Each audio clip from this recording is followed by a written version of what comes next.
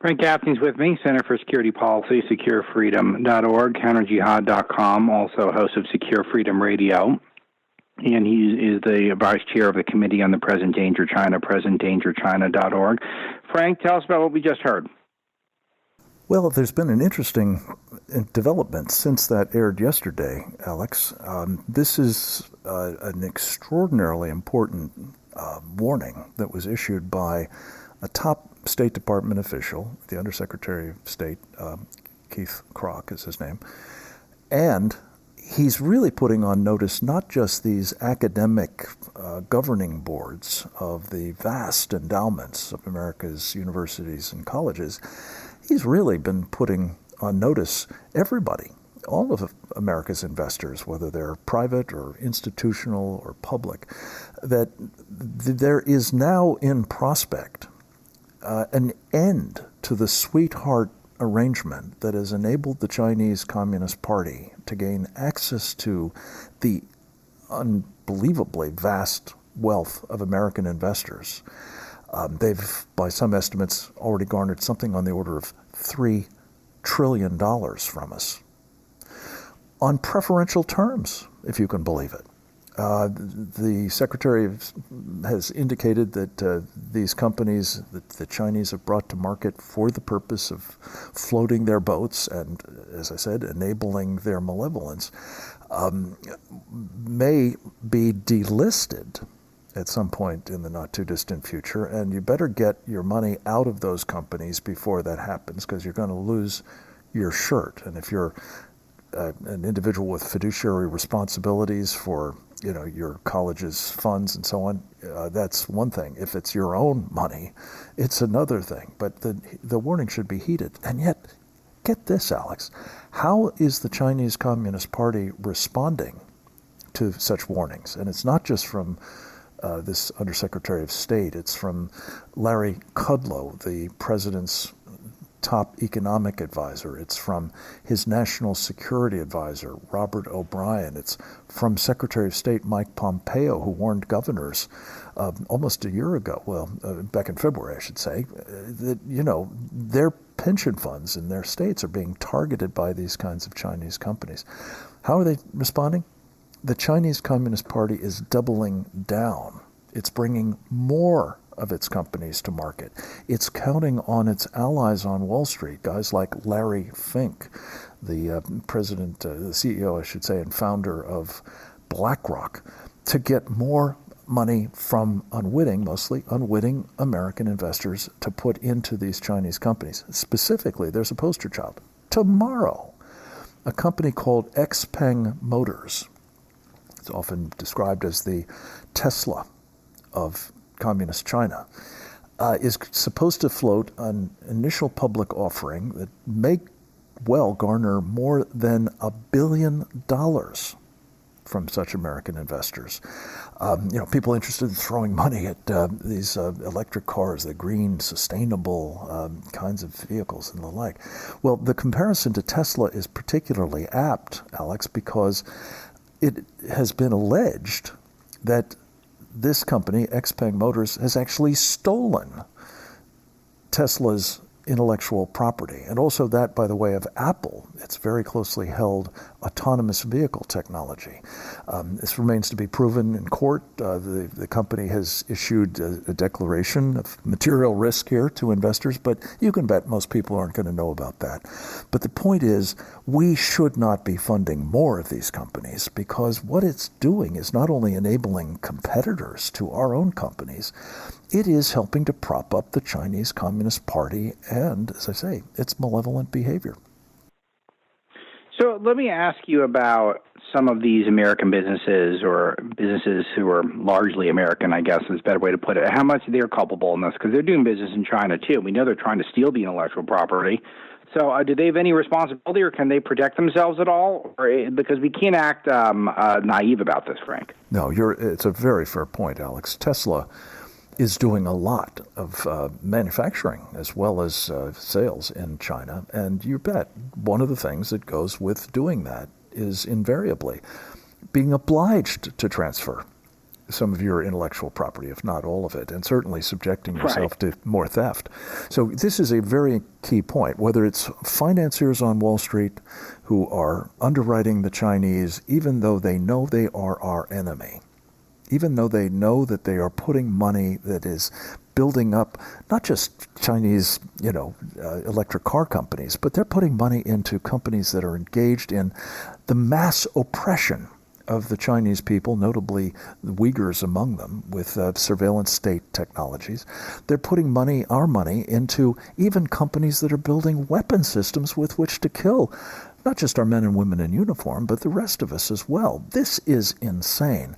But there are also these businesses, as you say, Alex, that are only too anxious to try to sell their products to the vast Chinese market and are willing to do it on terms that do translate into, the loss of technology, the loss of intellectual property, and ultimately the loss of our national assets in that regard that I think is very much to the detriment of the American people as well as their own investors.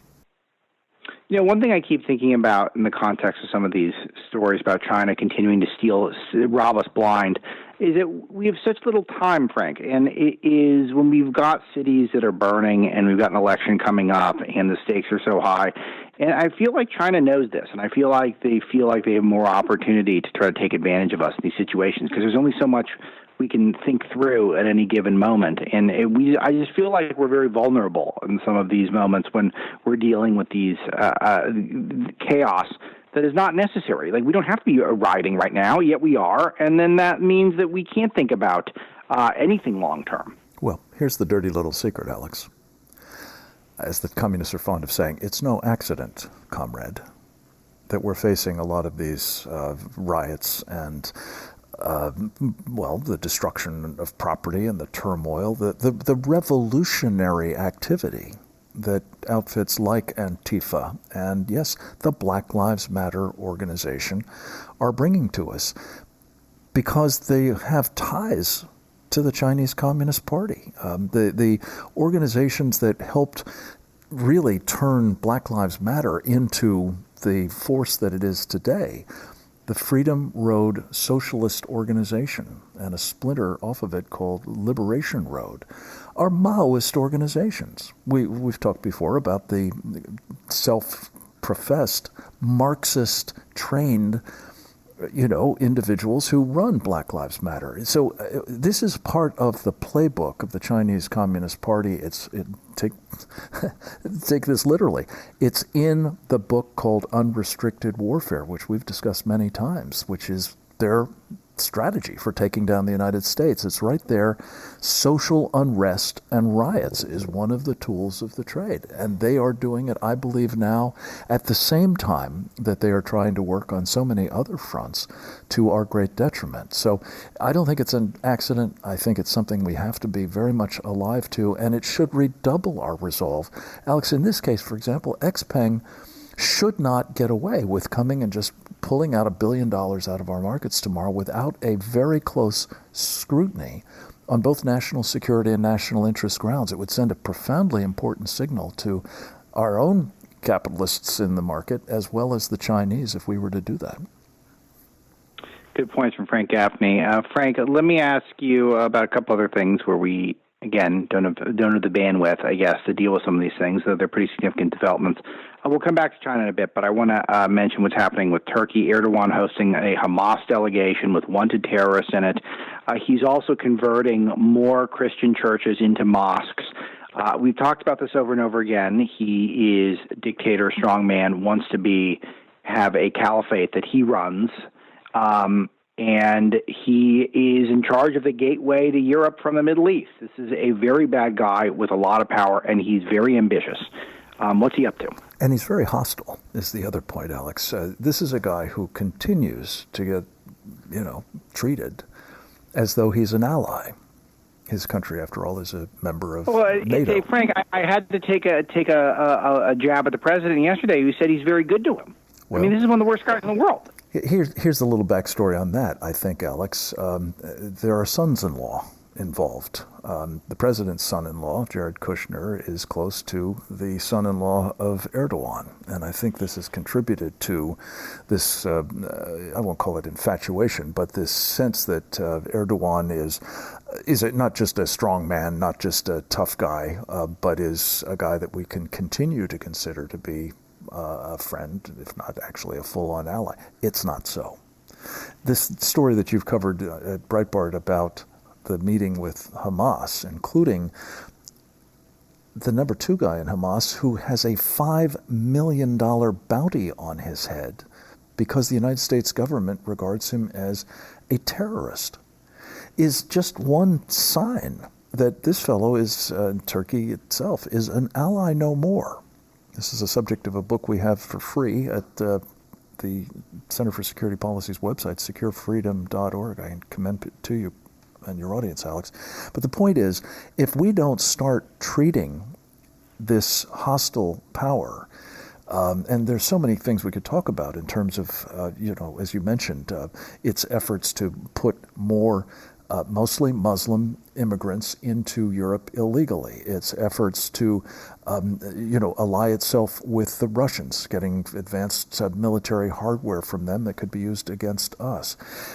You've got the examples of its dealings with the Muslim Brotherhood, not, by the way, just over there, not just in its Palestinian franchise, Hamas, this terrorist operation that runs the Gaza Strip, but here in the United States. Alex, this is a huge story, and most of us have no idea.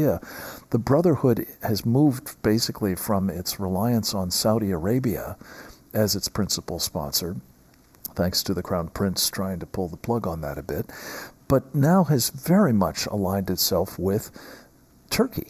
And Turkey runs the Brotherhood's vast operations in this country now, and I think that makes both much more dangerous as a result. So for all these reasons, I think Turkey must be excised from NATO. There's not an easy way to do it, but unless we understand that it is playing for the other team, actually several other teams, and treat it that way, we're going to continue to be exposing ourselves to the proverbial, if I can use this expression, Trojan horse. Is there anyone in Europe who's taking this seriously? Because it's the first move, at least in Erdogan's agenda, to make sure that Europe is more people with his value system enter into Europe and start accumulating power and influence there. Is there anyone in Europe who's identifying this, or do you just get called a racist and canceled so they can't say anything? There's a lot of that, of course. I think it goes back to what Don Rumsfeld used to talk about, new Europe versus old Europe. The new Europe, that is to say the countries that were relatively recently restored to the West, the democracies of Eastern and Central Europe, they get it. They get it because the Turks, influx of immigrants, past and perspective, is most immediately affecting them, of course. They are, in some cases, fighting back. I mean, actually, some violence has been meted out on occasion. But others in Western Europe, the old Europe, if you will, it's a bit more of a mixed bag. The Germans have an immense number of Turks in their population, and that has compromised their ability to speak clearly about this. To some extent, that's true elsewhere, especially because, as you say anything that is perceived as anti-Muslim, even if what you're warning about is the supremacism of Sharia adherents and their determination to dominate not just Europe but the world, is a very real problem, and it has to be addressed. It has to be countered. And I think there are some in Europe who are slowly coming around to this realization that Turkey really does have in mind this new caliphate under Erdogan's dominance, and it is going to be a mortal threat to our friends in Europe. But it's slow going, and we need to accelerate, I think, that awareness and countervailing steps. Good points. All right. So I want to ask you about Secretary of State Pompeo, who spoke yesterday from Jerusalem, which is sort of unprecedented. It is the time of the coronavirus, so I think some people are, going to be a little more tolerant of that than they would have in other circumstances. But the left completely melted down online, suggesting this was improper or inappropriate or perhaps even illegal. Have you given this any thought, Frank? Oh, indeed, Alex. First of all, let's be clear. The Democrats have had the most politicized secretaries of state, I would argue, of any administration. I mean, think Hillary Clinton, for example, or John Kerry. So, I mean, the fact that Mike Pompeo is an extraordinarily articulate and thoughtful champion of American foreign policy, first American policy under President Donald Trump, is partly, I think, this ongoing, practice of rank hypocrisy. But mostly, it speaks to the point that Mike Pompeo, in those remarks yesterday, spoke about things that the Democrats don't want Americans to be aware of, let alone to be really seized with. Notably, China, as we've just been talking about. Yeah, and I want to play, I've got some clips, and I'm going to play those for you, but I want to get first I just want to flesh out at least a little bit, because they're talking about this could be a violation of the Hatch Act, which prohibits federal employees from doing anything political while they're on duty, and it just feels so hypocritical. I felt like I watched this consistently from the left. The left is political while they're on duty, so I don't, maybe I'm naive. Is the Hatch Act, when does that ever apply? Is it applied often? It just seems like that this is just another meme that goes away very quickly online, but maybe I'm wrong. Maybe there's something here. Well, look, I think the Hatch Act is honored in the breach virtually 100% of the time. And, will people try to hang this around his neck? Yes, of course. Will the Democrats be doing everything humanly possible to try to sideline, silence, cancel Mike Pompeo? You bet. Why? Well, for one thing, he is the best in the cabinet, I would argue, and he certainly has been doing incredibly important work on China and on the Middle East and on, our relations with Europe and in Latin America and elsewhere. So would they like to take him out? You bet they would. Will that happen? I don't think so. And more to the point, I think what Mike Pompeo is bringing to this, he's a brilliant military mind, among other things, first of his class in West Point, as well as a business leader, as well as a former CIA director, as well as now, I think, our best Secretary of State, certainly in memory. This guy is going to be an important part of, I believe, making the case for this president and more importantly, Alex, for his policies to the American people at a time when they need to understand that what's going on in the world is supremely dangerous. You at Breitbart do as good a job as anybody covering this, but let's face it, not enough Americans are paying attention. And if anybody watched the Democratic National Convention, they wouldn't even know there is a world out there. China, they talked about China once, maybe? It's a great point, yeah, but it's because the president's foreign policy has turned out so terrific, it's very hard to criticize it, and so they